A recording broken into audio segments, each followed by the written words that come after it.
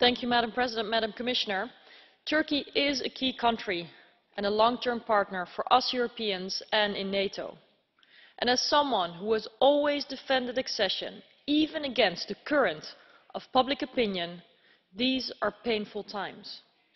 Painful because those who attempted the coup did no service to Turkey's democratic future whatsoever.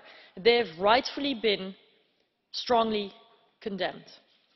Painful because the aftermath of the coup attempt has led to mass arrests that have taken place, that have led to the centre of European societies and opinion, traditionally the most in favour of good relations with Turkey and of accession, to turn away from Turkey's European future.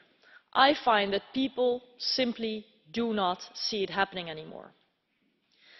Press freedom and the position of journalists are a key reason for the political middle in Europe to worry and to fear that Turkey has taken a turn not to return, a path of no return.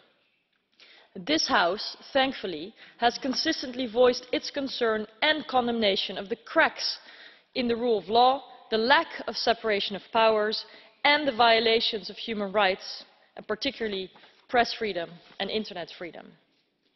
And even though the post-coup environment has exacerbated the pressure and has seen the emergency measures being adopted, the banning of books, the arrest of journalists and the restrictions of press freedom and the stifling of oppositional voices has been systematic.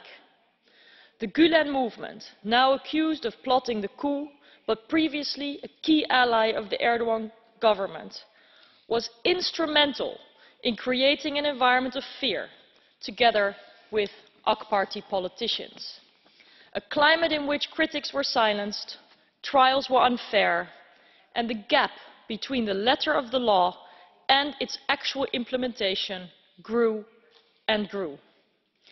President, as I said in the beginning, Turkey is and will remain an essential partner for us, and we must act in the interests of all its people. Despite the low point that we see, and that frankly is very, very disappointing, despite the bleeding of hearts both in Europe and in Turkey, for those who hoped that Turkey would move towards the EU, we have to continue as Europeans to focus on what's really important in our path forward and focus on the rule of law and human rights, and particularly not be silenced because we want a migration deal only. Press freedom should be on the top of the European agenda. Thank you, Madam Schaake.